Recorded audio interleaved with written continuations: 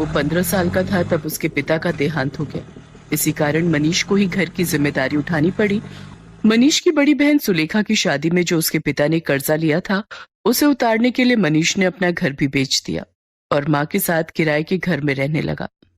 मनीष की बड़ी बहन अपने ससुराल में खुश है। इस बात की उसे बहुत तसल्ली है। माँ, सुलेखा दीदी का मेरे मोबाइल पर फोन आया है, तुम बात कर लो, फिर मैं ऑटो लेकर काम पर निकलता हूँ। जी, अपना ध्यान रखा कर, खूब खाया पिया कर, इससे बच्चे की सेहत पर अच्छा असर होगा।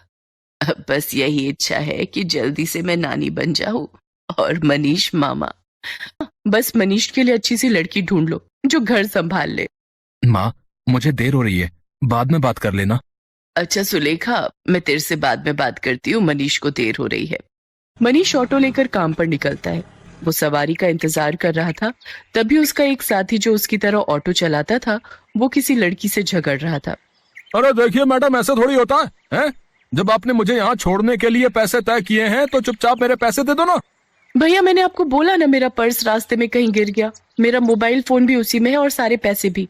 मेरा पर्स कहीं नहीं मिला। मैं तुम्हें बोल रही हूँ ना, मुझे अपना नंबर दे दो, मैं तुम्हारे नंबर पर पैसे भेज दूंगी। अभी मुझे देर हो रही है, मुझे सामने होटल में एक फंक्शन में पहुंचना है। अब क्या हुआ निरंजन, लड़ क्यों रहे हो सुबह सुबह? अरे देखना यार, सुबह सुबह पहली सवारी मिली और वो भी मुझे पैसे देने के लिए मना कर रही है। इन मैडम का पर्स कहीं खो गया है और मुझसे कह रही है कि पैसे बाद में देंगी। अरे ऐसे थोड़ी होता है भाई।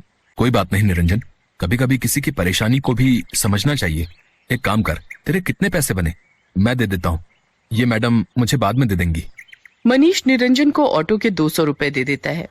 Thank you so much. मेरा नाम अर्चना है। आप मुझे अपना नंबर दे दो, मैं आपके नंबर पर ऑनलाइन पेमेंट भेज दूंगी। बाकी अगर मुझे देर ना होती तो मैं आपको अभी पैसे दे देती। अब कोई बात नहीं मैम, ये लीजिए मेरा नंबर। और अगले दिन मनीष के मोबाइल पर पैसे ट्रांसफर कर देती है। आपके पैसे मैंने अकाउंट में भेज दिए हैं, आप चेक कर लीजिए। और कल के लिए एक बार फिर से थैंक यू, आपने अनजान होकर भी मेरी मदद की। अर्चना और मनीष बात करने लगते हैं। अर्चना को मनीष से बात करना बहुत अच्छा लग रहा था। उसके बाद एक दो बार अर्चना की मुलाकात मार्केट में मनीष से हो ही जाती है। धीरे धीरे दोनों दोस्त बन जाते हैं। मनीष को पता चलता है कि अर्चना एक बहुत ही अमीर खानदान की लड़की है, तो वो उसे समझाता है। बहुत ही अमीर खानदान की लड़की हो, तुम में और मेरे में जमीन आसमान का फर्क है। मैं एक मामूली ऑटो रिक्शा चलाने वाला गरीब लड़का हूँ। तुम्हारा और मेरा यूं दोस्ती रखना ठीक नहीं है, प्लीज तुम मुझसे मत मिलो। तुम ना मिलने की बात कर रहे हो, पर आज तो मैं तुम्हें अपने प्यार का इजहार करने आई थी।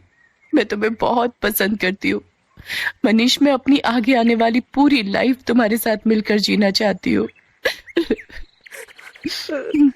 कहते कहते अर्चना फूट फूट कर रोने लगती है और मनीष उसे गले लगा लेता है। अर्चना अपने मम्मी पापा से इस बारे में बात करती है और जबरदस्ती मनीष से शादी करने के लिए मना लेती है। एक शुभ मुहूर्त में दोनों की शादी हो जाती है। अर्चना का स्वभाव बहुत अच्छा था। उसे इस बात से कोई फर्क नहीं पड़ता था कि उसकी ससुराल गरीब है। ना ही उसने कभी इस बात की कोई शिकायत की। अर्चना, अब तुम मेरे साथ शादी करके खुश तो हो ना? हाँ मनीष, मैंने तुम्हें दिल से प्यार किया है। मैं तुम्हारे साथ बहुत खुश हूँ। माँ जी, सुलेखा दीदी सब मुझे कितना प्यार करते हैं। मुझे तो महसूस ही नहीं हुआ कि मैं अपना घर छोड़कर आई हूँ। तभी अर्चना की सास भी आ जाती है। जीती रहो बहू, हम बहुत भाग्यशाली हैं कि इस घर को तुम्हारे जैसी बहू मिली। अर्चना भाभी, ये देखो, मैं आपके लिए नई साड़ी लाई हूँ। आज आप शाम को कीर्तन में यही पहनना। सुलेखा दीदी, ये साड़ी तो बहुत सुंदर है, ठीक है, पर एक शर्त पर। आज आप मुझे खुद तैयार करोगे, प्रॉमिस? अर्चना की बातें सुनकर सुलेखा की आंखों में आंसू आ जाते हैं। उसने कभी सोचा ही नहीं था कि उसे इतनी प्यारी भाभी से इतना प्यार और सम्मान मिलेगा। सचमुच कुछ ही दिनों में अर्चना ने सबके दिल में एक अलग जगह बना ली। अब तो अर्चना के बिना कोई भी नहीं रहता था। सुलेखा के बेटा पैदा होता है। इधर अर्चना भी गर्भवती हो जाती है। अर्चना के मां बनने के बारे में जब उसके मम्मी पापा को पता चलता है तो वो उसे मिलने के लिए उसके ससुराल आते हैं। पर अर्चना का घर देखकर दोनों ही मुंह बनाने लगते हैं। अर्चना, तुम अपने मम्मी पापा के पास बैठो, रसोई से चाय और नाश्ता मैं ले आती हूँ। क्या बात है अर्चना, तुम इस हालत में भी घर के काम खुद ही करती हो? तुम्हारे घर में कोई नौकर चाकर नहीं है क्या? कैसी बातें करती हो ललिता तुम जानती भी हो तुम्हारी बेटी किस घर में ब्याही है। यहाँ 2 वक्त की रोटी खाने के लिए भी सोचना पड़ता है। एक टाइम की सब्जी दूसरे टाइम खाते होंगे ये भला क्या नौकर चाकर रखेंगे। नहीं पापा, ऐसी कोई बात नहीं है। माँ जी और मनीष ने तो मुझे कई बार कहा है कि मैं घर में कोई काम वाली रख लूं, पर पूरा दिन मैं घर पर होती हूँ, मेरा भी मन नहीं लगता, और फिर मैं तो कुछ भी नहीं करती, सारा काम माँ जी ही करती है, मुझे उठने ही नहीं देती। ये लीजिए चाय। अर्चना, तुम्हें ये समोसे बहुत पसंद है ना? मैं ये भी हलवाई से खरीद लाई हूँ, अपने मम्मी पापा को भी दो। नहीं नहीं, मैं ऑयली फूड कम खाती हूँ। और अर्चना, तुम भी ये सब मत खाया करो, तुम्हें इस टाइम में जूस फ्रूट्स ये सब लेना चाहिए। बहन जी, आप तो समझदार हैं, ये समोसे वगैरह ये सब बहुत नुकसानदायक है।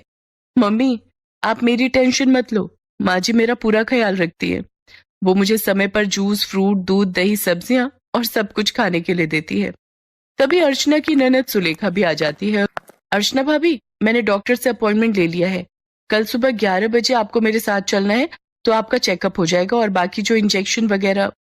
सुलेखा, तुम्हारा कौन से हॉस्पिटल में बच्चा हुआ था जिस डॉक्टर के बारे में तुम बात कर रही हो? जी, वो बड़े बाजार में जो हॉस्पिटल है जहाँ डॉक्टर नेहा बैठती हैं, वो सस्ता बेकार सा हॉस्पिटल। अर्चना, तुम उस हॉस्पिटल में चेकअप के लिए जाओगी?